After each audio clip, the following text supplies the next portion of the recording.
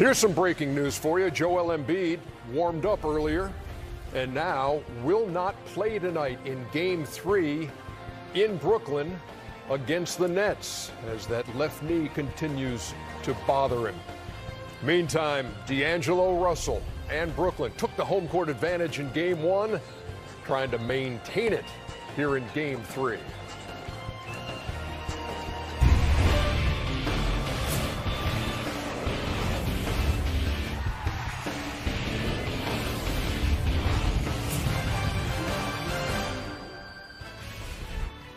Sixers and Nets about 10 minutes from now. Spiro Ditas, Greg Anthony, and Roz Gold and Woody have the call. While here in Atlanta Studio J, it's TNT NBA Tip-Off presented by Auto Trader, Ernie Johnson.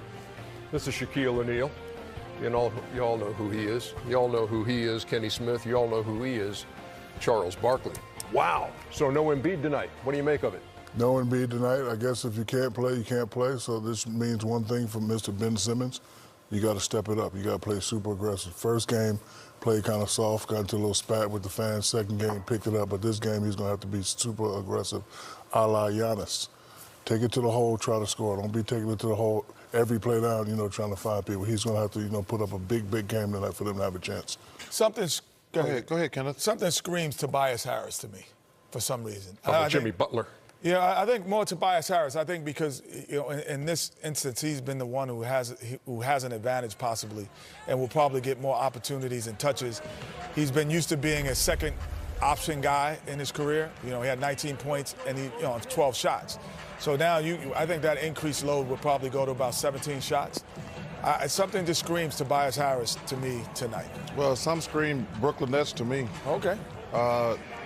I think they're better. They have better perimeter players. I think they were mad about that smiling at the press conference. I'm glad Jared Dudley said something and the other players said something. The only physical advantage the Sixers have is Joel Embiid.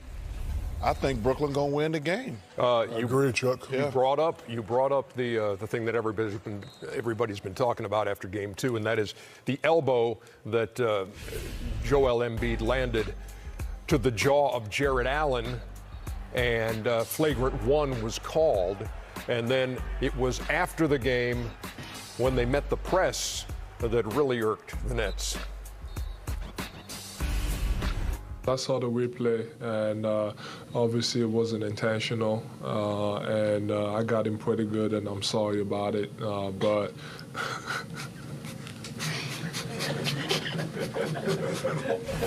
Oh, they are playing the disrespect card, Chuck. Well, that's disrespectful. Because, Ernie, you can't apologize to me and start laughing. I mean, you just can't. I mean, that's just disrespectful. I mean, they don't even have to play the disrespect card, because what we always say, Kenny, one of my favorite people is Jim Rome. He always says, right before somebody says, I mean no disrespect. Oh, that's disrespect. You know what's coming next? Disrespect. Go ahead. Yeah, but just to, like I say, it was an accident, and we debated was a flagrant 1 or flagrant 2. But when you start laughing like that, that's disrespectful. I look at it a little different.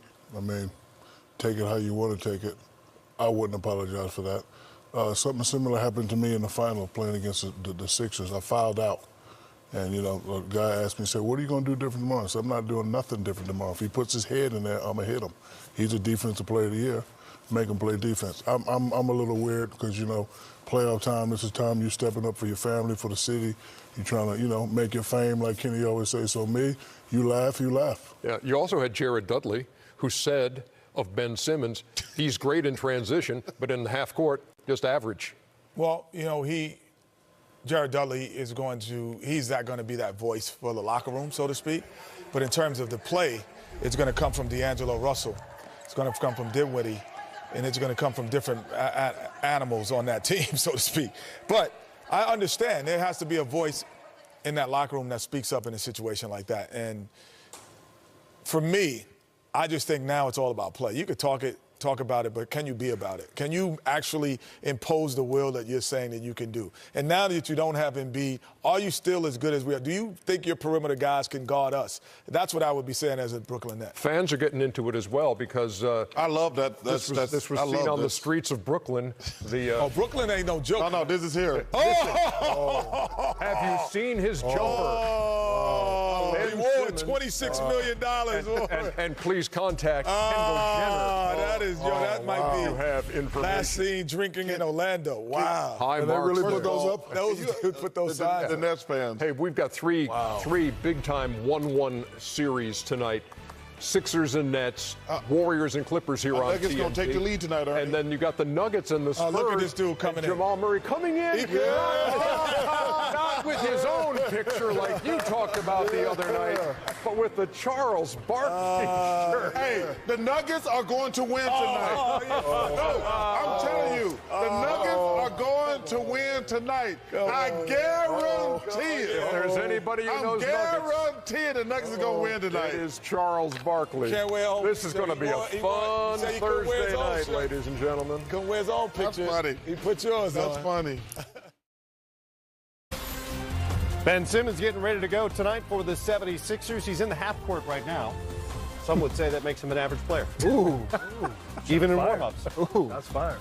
Some have said that. Bang, bang. That's friendly. Sixers disagree. Game 3 coming up tonight on TNT. Greg Anthony is standing by in Brooklyn to call Game 3 on TNT.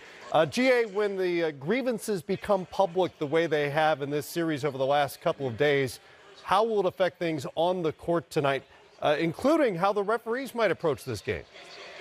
Well, I think this is going to be a pretty physical game, as physical as we'll see in the modern NBA. I felt like Philly came out and punched Brooklyn in the mouth, and they didn't handle it well, especially in that third quarter. But I think you'll see Brooklyn try to respond. The question, though, is Brooklyn's not a physical team by nature. They're a bit more of a skilled team. They like to get up and down. So I don't think they want to overplay their hand and get out of character. But I do think this game, in a lot of ways, I think is a must-win. Because if you're Philly, you don't want to give a young Nets team confidence that they could actually win the series. And if they come out and win Game 3, that's what happens. And if you're Brooklyn, this is an opportunity for you to keep home court and put that pressure on Philly. Everybody knows all the speculations about whether or not Brett Brown's going to be back, what personnel are coming back as well when you look at Philly. So this is a monumental game for the Sixers here on the road. Greg, this is Grant. Hey, I just want to know, obviously playoffs all about adjustments. And I thought in Game 2, Philly did a good job on D'Angelo Russell. They really harassed him. They even at times put Ben Simmons on him, give him a different look with their length. Any talk with the Brooklyn coaching staff and the folks there just about what adjustments they may make to get D'Angelo Russell going like he did in Game 1?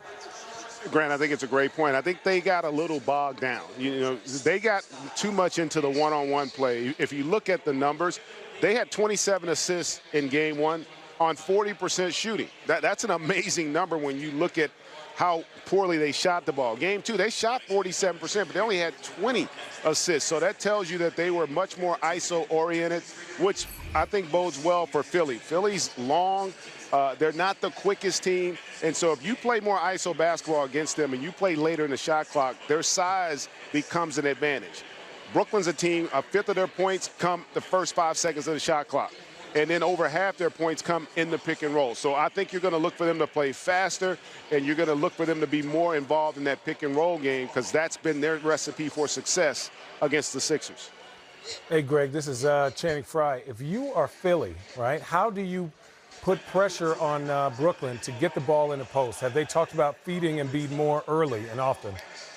Yes, Channing, that's a great point. And listen, they are just a markedly different team when Joel Embiid is engaged early and often. And listen, he's their best player.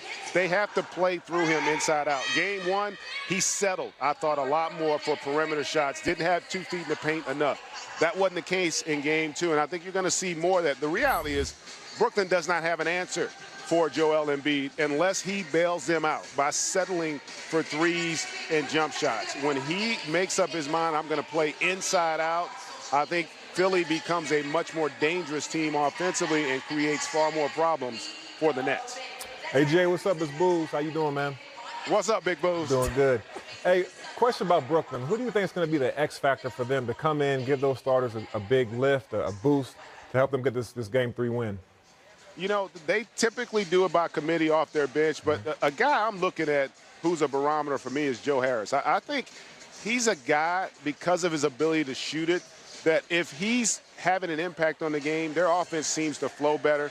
So I'm going to be watching him early. Listen, their strength is their bench, but I do think they need to make a statement early in the game, and oftentimes the three-point shot has become the momentum shot. Spencer Dinwiddie's going to have to play well coming off the bench, but in that starting five, someone other than D'Angelo Russell has to have an impact, and oftentimes shooting plays a pivotal role, and I think Harris is a guy that somehow, some ways got to get going, much like we saw with J.J. Redick in Game 2. Greg Anthony with us from Brooklyn and rocking the turtleneck tonight ahead of Game 3 on TNT. It's cold here. It's cold in with Brooklyn. With that Carolina blue jacket, too. We see you. We see you. No, that's not true. Blue jacket. We see you. That's not true. Georgetown got gray and blue in it, too, though. A lot of folks reading into a lot of signals from Greg Anthony. Ben Simmons, fairly pedestrian by his standards in Game 1. A triple-double in the Game 2 route. And perhaps not coincidentally, Jared Dudley spent about 20 possessions guarding him in Game 1, giving up just 2 points, while Dudley missed Game 2 with a calf injury. And, of course, as you know by now, he said between games that Simmons is, quote, an average player in the half court, great in transition. So what can the Nets do defensively to make that so tonight? Well, Jared Dudley talks a lot, but there's some truth in the sense that he is great in transition. So transition defense is a must. Brooklyn, you got to get back. You got to form a wall. Simmons is so good and he's so long. Once he gets his foot in the paint, consider it a layup. So, Matt, let's say you're coming out and guarding me here. Obviously, I'm not a shooter. You don't want him to just get a full head of steam coming downhill. So a little, staying close, but not, not too close.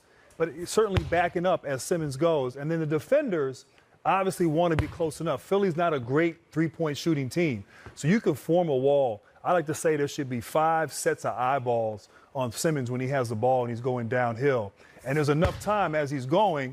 There's no lanes there. You could still get out to a shooter if he passes out to a shooter. So forming that wall, getting back, making sure he doesn't get into the paint. Because once he gets in the paint, one dribble in the paint, and he's so long, and he can get to the rim with ease. What's the appropriate amount of space for a guy like that? You want to encourage him to shoot if you can, but you don't want to let him get ahead of steam. I think you have to play the game. I think you have to stop his momentum, especially in transition, but put your toes on the three-point line and send him to the worst shooter. J.J. Redick is generally going to be on this side. You want to send him this way because Joel Embiid is going to be on this end. If you send him to his right hand, you have lesser shooters on this side. You have Jimmy and Tobias. I think they're great, but they're not generally three-point shooters like that. Let's say he does beat you. Now you have your big man, Jared Allen, and people to drop back and box out Embiid on a short, weak side. Oh, well said. I mean, I think at the end of the day, you want to force him to shoot jump shots, but also have the wall so he can't get in the lane. Make other guys beat you, which is what you want to do. You don't want to have him getting layups and dunks in transition and being able to feed everybody else. And one other thing, too. Once he's out of transition in the half court, I play way off him. Oh, way off. Embarrass him into shooting the basketball. Yeah, absolutely. You know what? He has the ball up top. I'd be right there in the paint. Make him shoot it. Make him beat you from outside. He shot 21% from mid-range during the regular season. So there's something to that's that 21% strategy. better than me right now. And one more thing, he can't make free throws. There's that factor as well. More coming up here. Lou Williams swing, and his benchmate Montrezl Harrell were huge in the Game 2 comeback against Golden State. Find out how their chemistry predates their time at the Clippers next. This jacket's too tight, man. European cut.